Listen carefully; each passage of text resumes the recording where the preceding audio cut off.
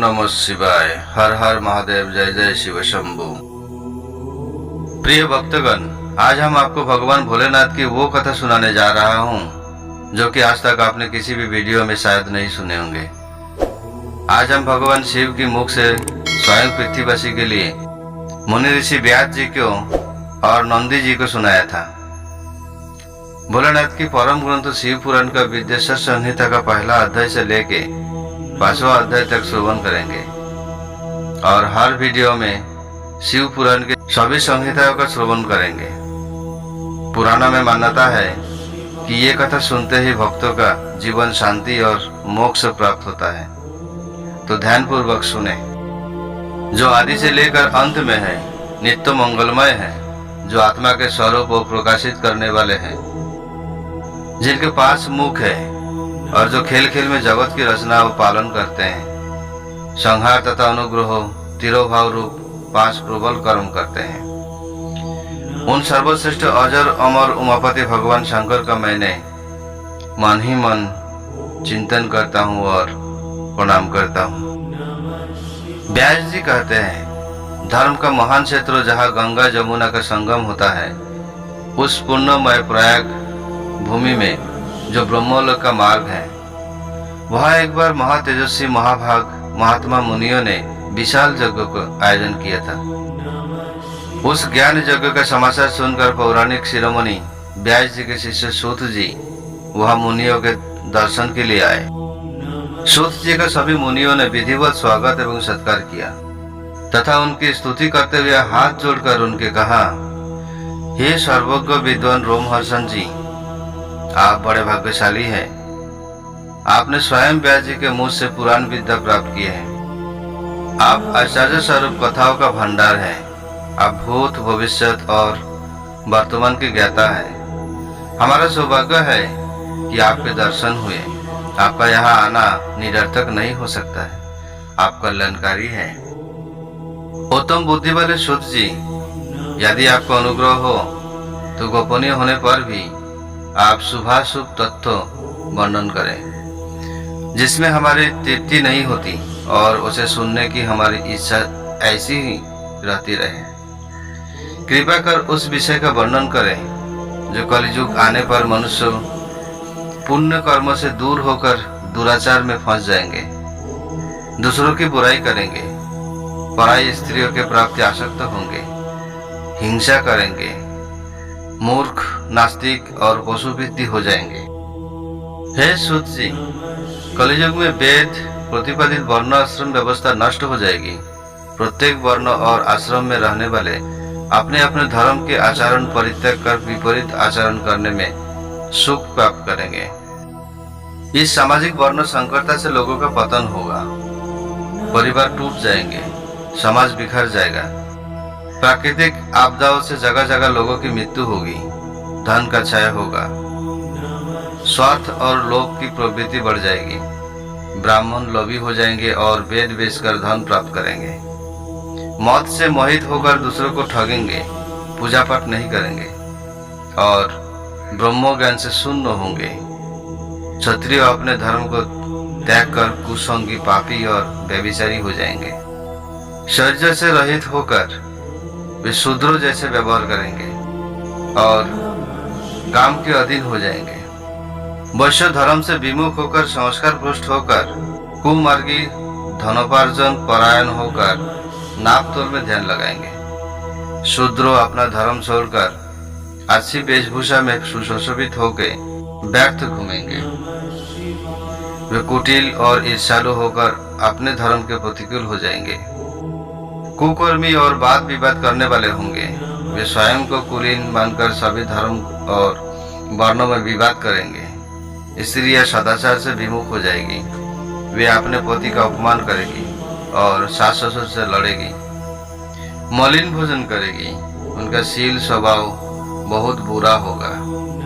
हे सूत जी, इस तरह जिनकी बुद्धि नष्ट हो गई है और जिन्होंने अपने धर्म का त्याग कर दिया है, ऐसे लोग परलोक में उत्तम गति कैसे प्राप्त करेंगे? इस चिंता में हम सभी व्याकुल हैं। परोपकार के समान कोई धर्म नहीं है। इस धर्म का पालन करने वाला दूसरों को सुखी करता हुआ स्वयं भी प्रसन्नता अनुभव करता है। ये भावना आदि निष्काम हो तो कर्ता का हृदय शुद्ध करते हुए उसे परम गति प्रदान करती है। हे महामुने, आप समस्त सिद्धांतों का ज्ञाता है, कृपा कर कोई ऐसा उपाय बताए जिससे इन सब को पापों का तत्काल नाश हो जाए। विद्येश्वर संहिता दूसरा अध्याय, शिव पुराण का परिचय और महिमा। सूत जी कहते हैं, साधु महात्माओं, आपने बहुत अच्छी बात की है। ये प्रश्न तीनों लोगों का हित करने वाला है।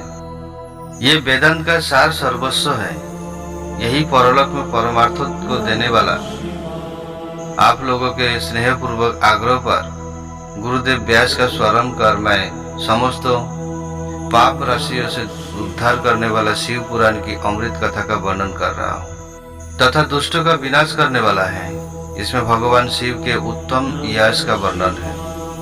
धर्म, अर्थ, काम और मोक्ष आदि पुरुषार्थों को देने वाला पुराण अपने प्रभाव की दृष्टि से बुद्धि तथा विस्तार को प्राप्त हो रहा है। शिव पुराण अध्ययन से कलियुग के सभी पापों में लिप्त जीव उत्तम गति को प्राप्त करेंगे। इसके उदय से ही कलियुग का उत्पात शांत हो जाएगा। शिव पुराण को वेद तुल्य माना जाएगा। इसका प्रवर्तन सर्वप्रथम भगवान शिव ने ही किया था।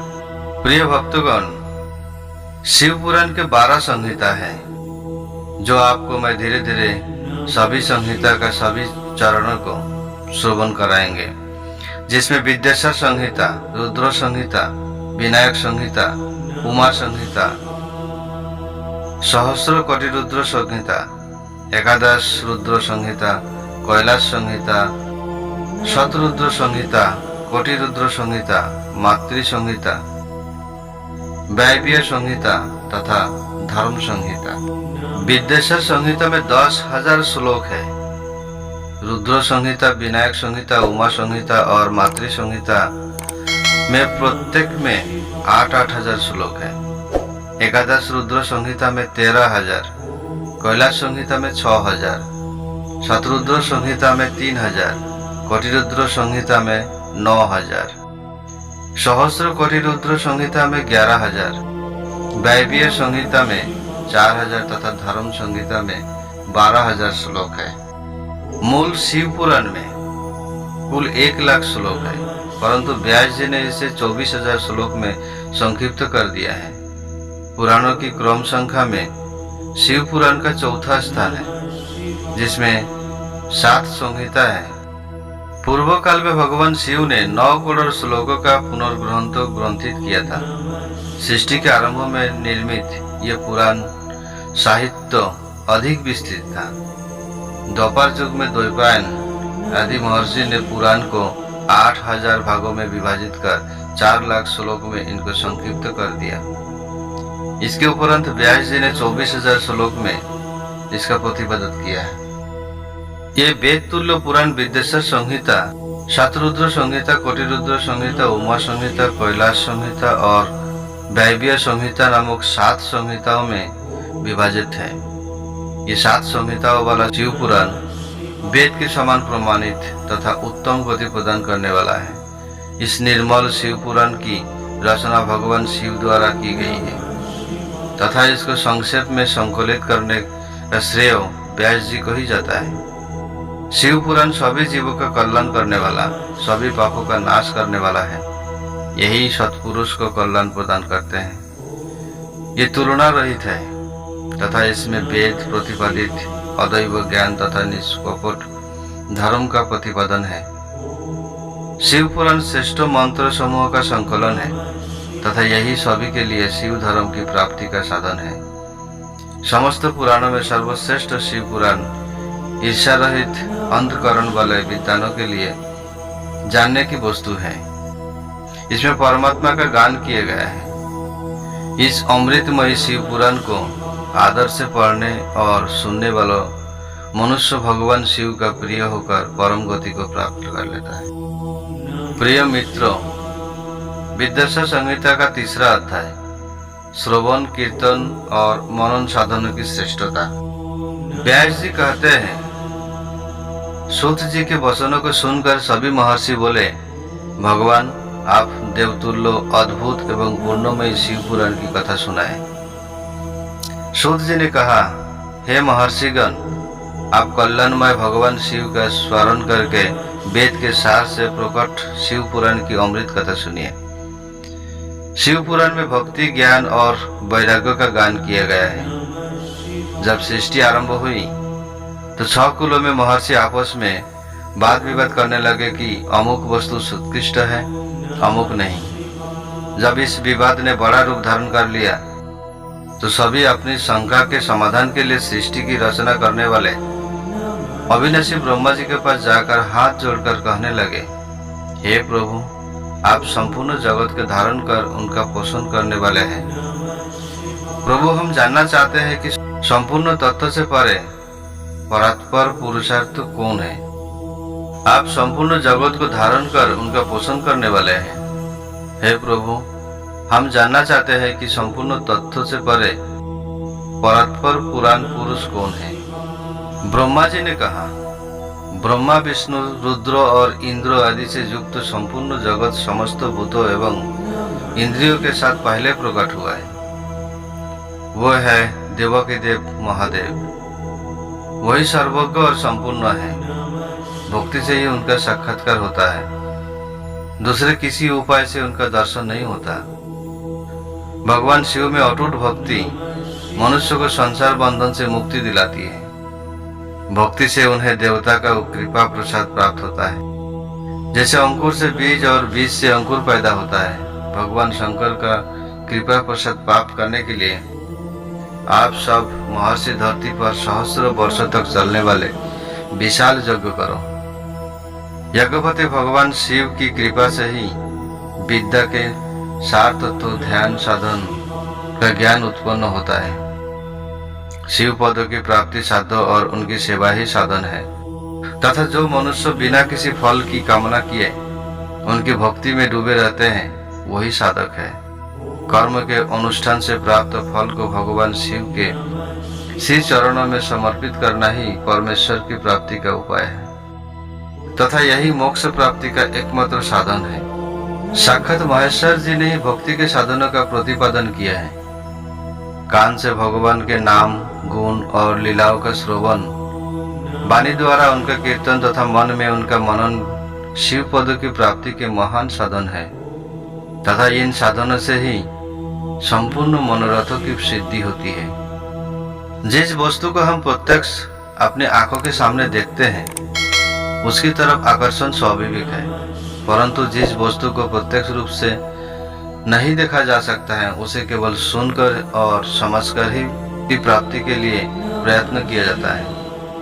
अतः श्रवण पहला साधन है। श्रवण द्वारा ही गुरु मुख से तत्व को सुनकर श्रेष्ठ बुद्धि वाला विद्वान अन्न, साधन, कीर्तन और मनन की शक्ति एवं सिद्धि प्राप्त करने का यंत्र करता है।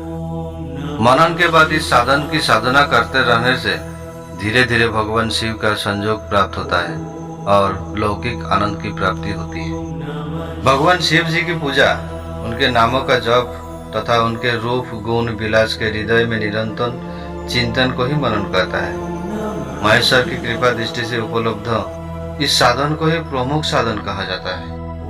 मित्रों, अभी आप लोगों को विद्यासागर संहिता के 4था अध्याय को सनत कुमार और व्यास जी के संवाद को सुनाने जा रहा हूँ, तो कृपया इसे ध्यान पूर्वक सुने। सूत जी कहते हैं, हे मुनियों, इस साधन का महत्व बताते समय मैं एक प्राचीन वृत्तांत का वर्णन करूंगा, जिसे आप ध्यान पूर्वक सुने। बहुत पहले की बात है। पराशर मुनि के पुत्र मेरे गुरु श्री व्यास देव जी सरस्वती नदी के तट पर तपस्या कर रहे थे। एक दिन सूर्य के समान तेजस्वी विमान से यात्रा करते हुए भगवान सनत कुमार वहां से जा रहे थे। तभी उन्होंने हमारे गुरु जी को देखकर नजदीक आए। मेरे गुरु ध्यान में मग्न थे। जागने पर अपने सामने सनत कुमार जी को देखकर वे बड़ी तेजी से उठे और उनके चरणों का स्पर्श कर उन्हें धैर्य देकर योग्य आसन पर विराजमान किया।